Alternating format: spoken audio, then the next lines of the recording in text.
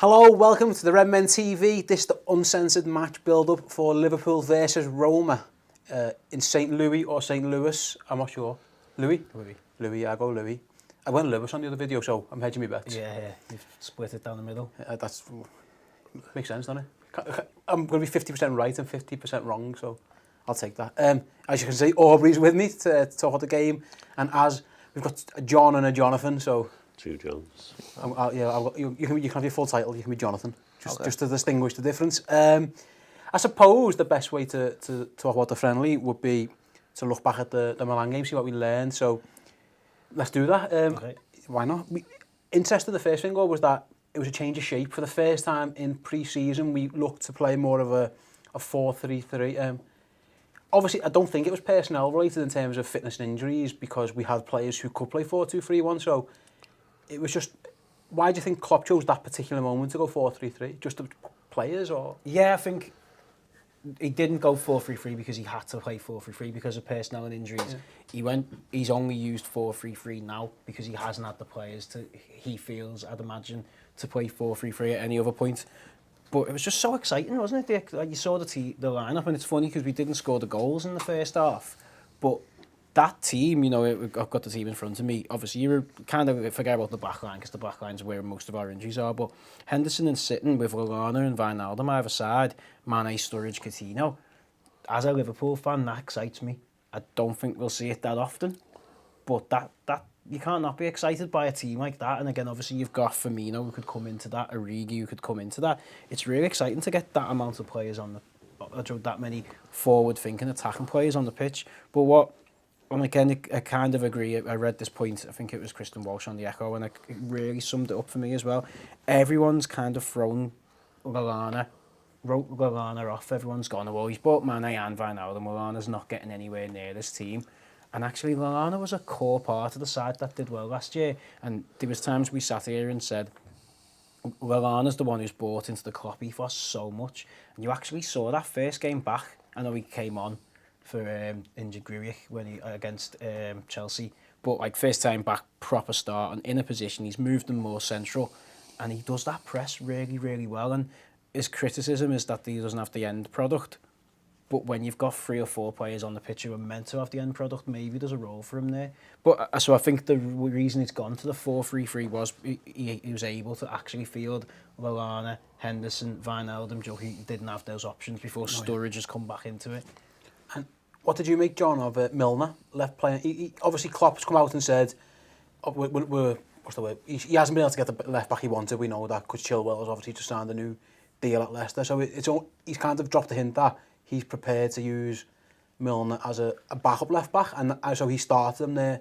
Milner's admitted it's not his favourite role. But maybe it was just a statement that he can play him there. I mean, I hardly noticed him, to be honest.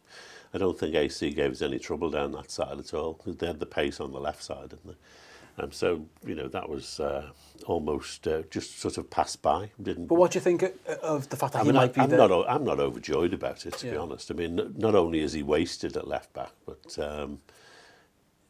we need a left back, a proper one. Give us a proper left back. In fact, I'd rather have kept Smith than play Milner at left back, to be honest, even though I wasn't his greatest fan. But maybe he just thinks that he'll have to do with Moreno, and Milner will just be there if there's a problem.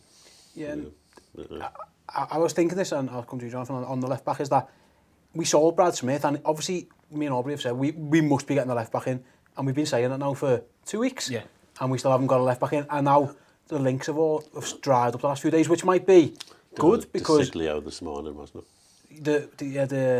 The Italian guy, was it? I say his he name. plays for Milan. I didn't notice him playing the other day, but maybe someone saw him walking past and thought, he's a left back. He's available. No, we just need it, like a ringer. Just come and play for us. Left back. But we haven't been linked. As I'm saying, we haven't been linked, and not much is happening around left back. So it looks like Milner might be Liverpool's backup left back this season, and that for me is a bit. It's odd. Why would you sell your backup left back to then not have a backup left back? It makes no sense to me. I'm sure there'll be people I think who probably say it's like the club and the transfer committee and stuff, but I don't know, it's a weird one. I think he said in the press conference after the game or before the game, he alluded to we're basically done signings wise, which is worrying, but he said there might be 1 or 2 more. I'm hoping one of them's a left back because I don't trust Moreno for a full season, but he clearly likes having like full backs who go up the pitch and like do the marauding thing where they go up into space. But we need someone who's solid. Like I'd rather have, if you could clone Nathaniel Klein and have him on the left, I want someone who goes forward but is a defender first, not like someone who just thinks I'm a winger and occasionally I'll track back.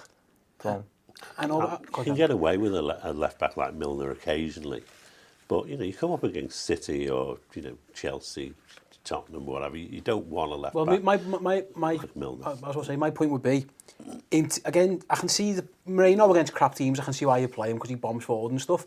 I think we need someone better in the big games.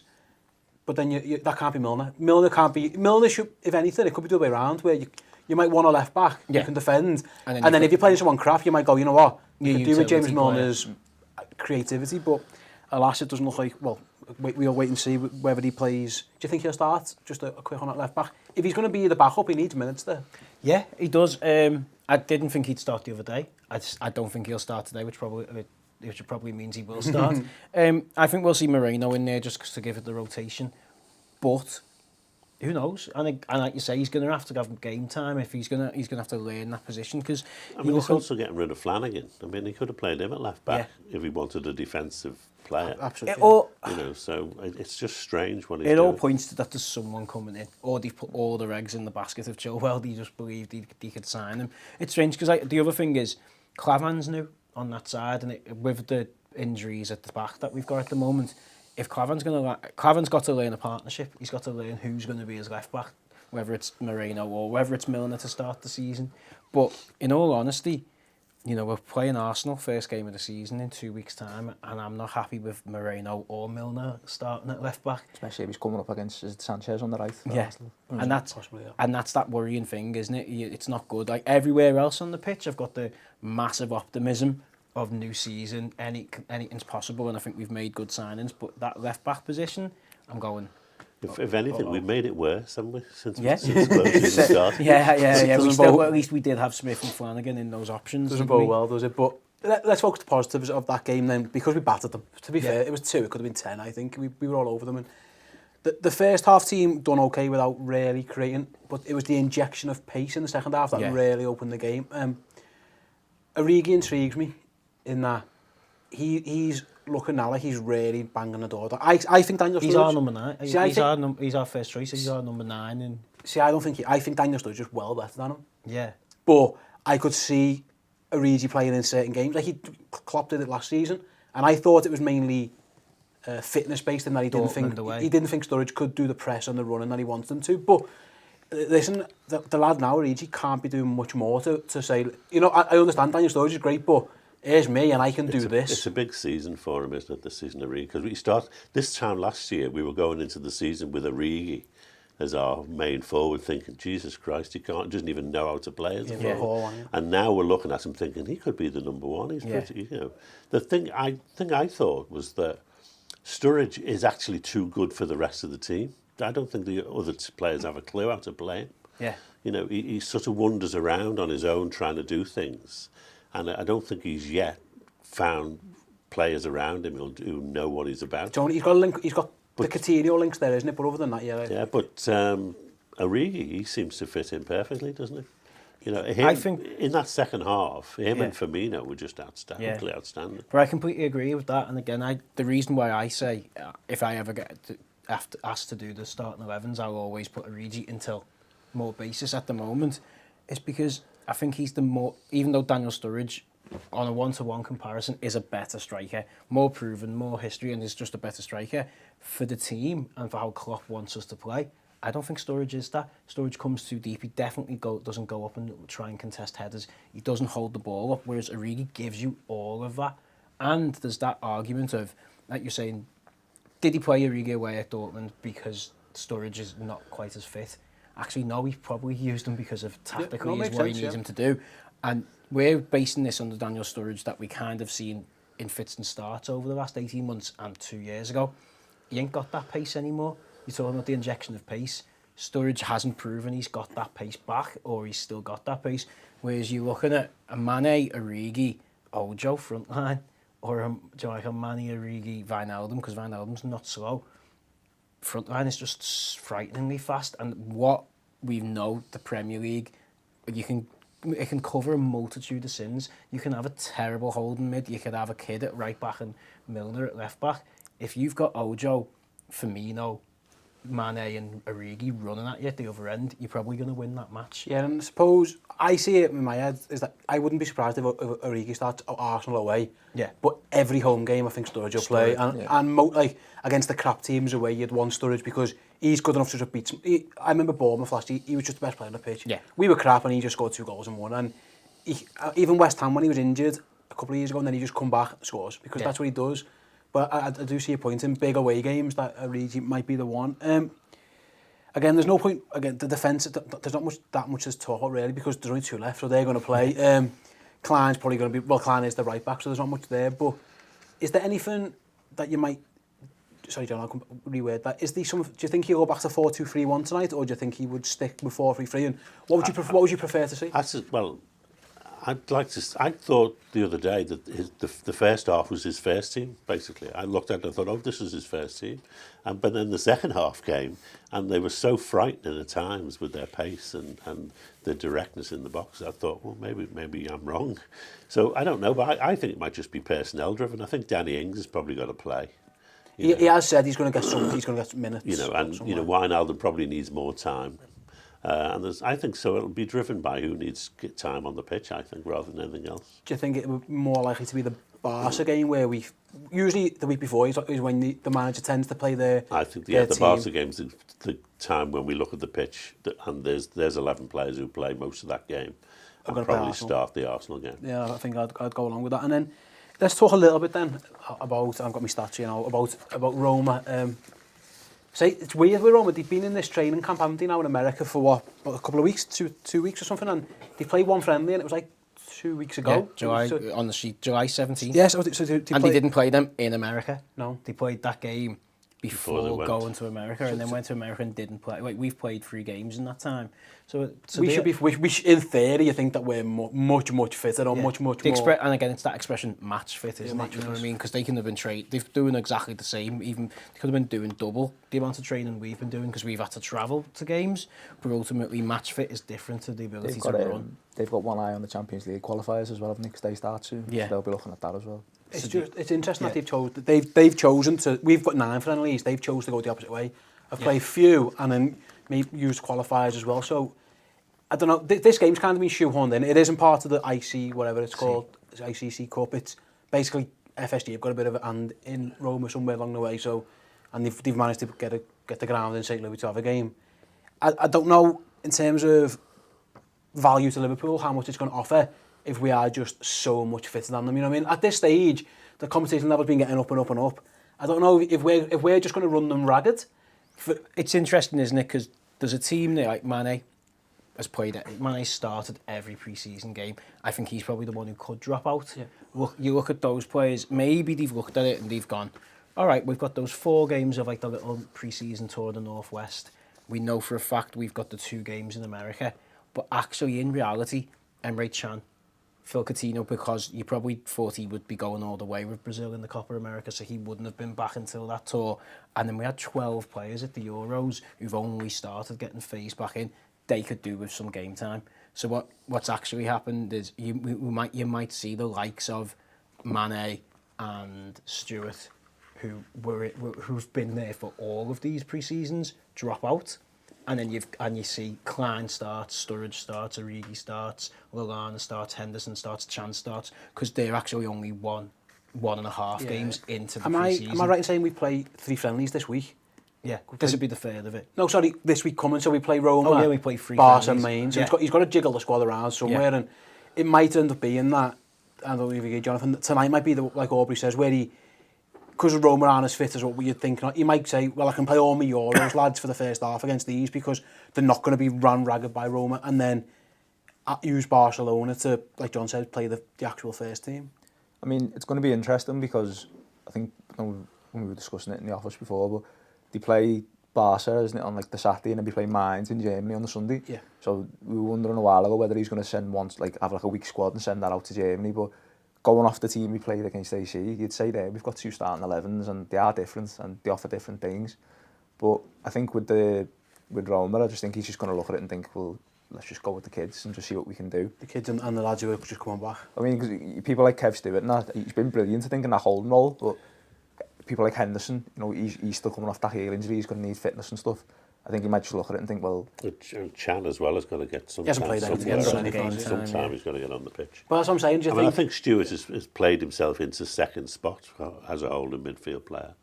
And so I think that work's done, isn't it? You don't need to play him at all. Yeah, you're probably right, and I'm probably contradicting myself a bit, but I said, what value do we get if we batter them? Maybe if we play the unfitter of our players, then it makes sense in that Roma shouldn't, in theory, be able to run as ragged. And you get fitness value. Absolutely. Just no injuries, please. So, well, who's going to play for them? So, their main players, obviously, we've got Totti.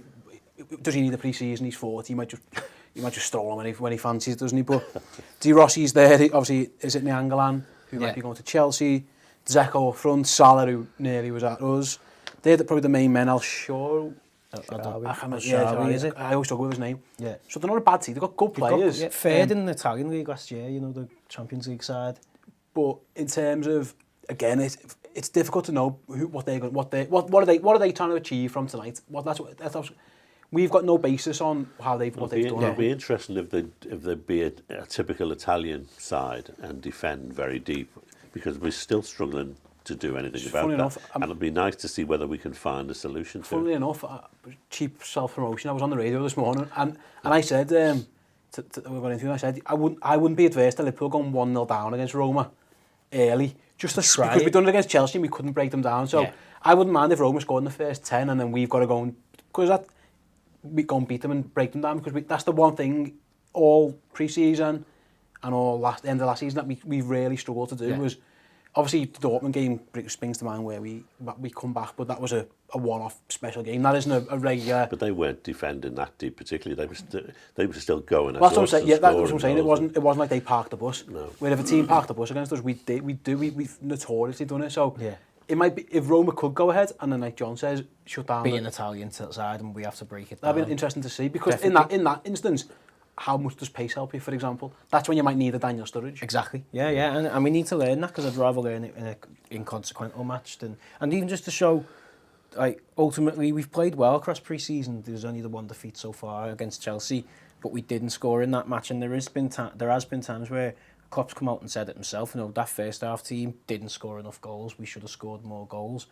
The goals aren't as free flowing as you would have liked, you know what I mean? You'd like to have been seeing 3 or 4 or 5s a couple of times, just because we have outclassed pretty much every opposition we've played. Even the Chelsea game that we lost, we were the better team, but we just couldn't score and, you know, conceded from a set piece, which is our downfall. If you can surmise us as a club over the last 18 months, it's concede from a set piece, struggle to break a team down. So if we can start to see that's changing, that'd be of a lot of benefit for us. And John, I was going to come to you. He took the centre-halves off after 70, 75 at the weekend. They're the only 2 we've got left. Is the well, pretty much, other than, you know, because we've got Wisdom and we've got a lot. So is there a thought that he might protect those and not play them tonight? He might say, because if they're going to play against Barca, because it might be that we might see Wisdom and, I don't know, Conor Randall play centre half. I mean, if we had everyone fit, there's no doubt that Lovren and Matip or Klavan wouldn't necessarily play. Yeah. You know, you would see other people come in, but with the fact that we've only got 2 of them fit, you know, I don't know. I think it's a bit of a problem for him. Do you think he might just not play them and protect them? No, I actually think they will play at some point, because I don't think he'll trust Wisdom and whoever else he can we find. finished with Wisdom and Randall centre half, didn't we? Yeah. It might be an hour and then we bring them on. It might not be that. And I suppose, Jonathan, with the goalie change again, it's Mignolet's back in goal. Karius has punched Lovren in the face, broke his hand. I said 2 years ago we'd have all wanted to punch Lovren in the face and break him. I'd have took a broken hand. We'd have all took one for the team there, but Karius has done it at the wrong time. But I suppose, like John, you might have to play him just because Klavan's never played with Mignolet. Lovren and Mignolet have never looked solid together. So you might have to use these games again. You might want to protect them, but then you've got to counterbalance that by getting a relationship built up. Well, because the big thing Chris was making when we first started pre-season was about building relationships and getting people in together and having, like, your defence as a settled unit, and it's something he's going to have to look at because, like I say, like if we haven't got people fit, I don't want to go into Arsenal, you know, with people not knowing what the role is in the team, and I think that's, when it comes to set plays, that's been the big weakness I think we've had. Like, we don't know who's going to head what, whether Mignolet's coming out to punch a ball away or whether, like what. So for me, I'd want him to have a settled back line, and if you run the risk, I'd rather him have it settled than if someone picks up a knock in pre-season against Barca. I mean, it happens, doesn't it? And you're slotting somebody in and going, right, here's your role, rather than he's changing it every game to game and he's getting different people in. The only issue is you are a knock away from Andre Wisdom starting at Arsenal. Yeah. Yeah. So it's a balancing act, isn't it? It is. It's a massive balancing act, and you'd have to think, have we had enough? Ajari is injured as well now, isn't he? And obviously, I don't think he was ever in contention to start at Arsenal, but he would have probably played against Roma or definitely in the Roma Barca games, and took a spot from someone to helped done that spot. But you're looking at it and it's like, it's really difficult, isn't it? Because what do? Do you play Wisdom and Randall at centre half tonight because you're worried of those players getting injured, and then they pull an injury in training? Chan as a centre back just because he only needs to get fit to field him. It's definitely an option. It's definitely an option. Yeah. It's mad. I think he'll play Lovren and Klavan, and we'll all just hope that they don't get injured. Play an hour, take them off, play them at Barca, and they won't even go to Germany. Yeah. Might be the way we go. It's got to be a different game tactically anyway, because if you look at the players they've got, it's like, you know, there's pace on the wings. You know, they've got big guys in the middle of the park, and obviously they're Italian, so, you know, if someone's like Totti, they're not going to play with pace through him, are they? So it's going to be, I think it's going to be a different test for the back line as well, because you're going to have to try and cope with Salah and El Shaarawy coming at you. And probably Dzeko as well. Yeah, and Dzeko's a big guy, so you might look at it and think, well, this is going to be a good test for them as a back line, because there's a bit of everything in there. You know what I mean? Maybe get the midfield back a bit more to try and help the defence. Yeah, I was disappointed with AC. I didn't think they offered. Yeah, we didn't get much out of it, but speaking of the back line, do you think Mignolet's played all games, and do you think we're going to see much Manningness? Because again, he'll play in Mans or Mains. Do you think? Yeah. I think he'll be there. I think he'll go to Germany. Yeah, it'll be Mignolet with probably, what's the young lad's name? Jamal George. Yeah, George on the bench for Barcelona. I don't know about tonight. And then I can't imagine Manning. What don't you know about Manning? You know what I mean? He's 48 or something. To be honest, he could play on the bench against Barca and then fly out to Germany and play the next day. I'm just wondering, does he need to get a game? But no. Just what's the point? Yeah, he'll be getting enough in training to see him. You know, ultimately, unless there's a horrible injury to Mignolet as well, he's not getting anywhere near. Most of these players are they've been trimmed down now. We've sold a lot of players and we've dropped a lot of youth players. The players there are actually all in contention to start. I think against Arsenal, I think there's only a couple that aren't in that. They could have two or out of the 3 friendlies left. They could play possibly all 3 and write themselves into the Arsenal team. Manninger's not starting, is he? So what's the point? What's the point? Yeah. So might as well start wrapping up then. Is there anything in particular that you're really looking forward to seeing or want to see from the game tonight? I'd like to see Ojo and I'd like to see Origi both start. So Origi front, Ojo wide. Ojo is one of the wide players, whether it's a 4-3-3, whether it's a 4-2-3-1. I'd like to see both of them on the field at the same time, because I thought that looked really exciting. And just to see us with just ridiculous amounts of pace, because we've suddenly, with the emergence of Shea Ojo and Origi coming good, got pace back again, which is good. It's something we've been missing. Pretty much the same. I'd like to see Firmino playing slightly deeper like he did. And I'd like to see Ojo and Origi play at some point. I'm not bothered whether they start, but at some point I'd like to see them marauding down the pitch. Jonathan, anything? I'm slightly cheeky, and it's 2 options. I'd like to see either Henderson play deeper, where he played against AC, or Lana in the middle again, because I think the pair, I'd like seeing him deep, like trying to start playing, be creative, and I like seeing Lana in the middle for the same reason. Like I think he plays better in the middle of the park than out on the wing, so one of them 2 in the middle for me. The little girl last year in Clough, didn't she, on the videos on the YouTube channel, where you play 2 up front. I would love it. I'd just love to see us play. Just go Origi and Sturridge. I don't know how you fit everything else in. Yeah. That's not my job, I'm not the manager. Yeah. But I'd love us to try and go 2 up front. At least we've done it once at Southampton and we murdered them. Good, yeah. And then injuries and whatever happened, and we kind of fell away from it. And I'd like to even see that it's there. Just for other teams as an option. Yeah, definitely. Yeah. Because I think, like we said before, if Sturridge goes deep and Origi's over the top, it makes sense to work it. And then you've got to figure out how you get everyone else in and around. But But that's the old cliche, isn't it, about having those are the kind of problems you want. Absolutely. You know, But it doesn't look like the number of options we've got now is phenomenal. I wouldn't want to have to work out which players to play. It doesn't look like Klopp fancies two up front, though, does it? He says that in the video, doesn't he? Nothing really. He laughs and says, I prefer 4-3-3, and then that's kind of it. But then he doesn't say 4-2-3-1, and we saw a 4-3-3 for the first time in that. So yeah, it's interesting, isn't it? Options are good. And as funny enough, I said, again, plugging myself on the radio this morning, it was nice for the second half team that lads come on who you could envisage starting games for Liverpool. So 2 pre-seasons ago or 3, Aspas might have come on, or Moses might have come on. Last couple of years ago, Ricky Lambert might have come on. All, you know, they're all pros and all working hard and whatever, but it was unlikely that any of them were ever going to start many games for Liverpool. They were all backup bench options now. So who come on the other day? There was 6. So, Stewart, Markovic, Firmino, Origi. So Firmino, Origi, and Firmino, and then Ojo come on a bit later. Markovic, I mean, you know, some of his end product was still a bit woeful, but there were a few runs there, you know, and using his pace, and he's got quite a lot of skill. I thought, well, you know, he's certainly worth keeping. It's nice to see that your backup players. I think the drop-off's getting closer, which is what you need. Yeah, definitely. Because we're getting basically got less crap. Yeah, we've got the backup. The bench is good. It's not absolute garbage, which is nice to see. Obviously, 3 years ago now, under Brendan, it was Joe Allen was your first sub and Victor Moses was your second sub every week because that's all you had. Now you've got, you know, so Wijnaldum might not start. He's a great option off the bench. Mane might not start. Firmino might not start. He's always going to have someone, and it's while we might not have the absolute superstar player yet, because I don't think we have. Yeah. We're getting close. I think Sturridge is one when he's fit, and Coutinho could be one. We haven't got the absolute star, but in terms of the backup options, it's the gap shortened. Yeah, definitely. So, you know what? Paul always does this, so I'll do it as well. Friendly score prediction: 2-1 to Liverpool. 2-1 to Liverpool. John?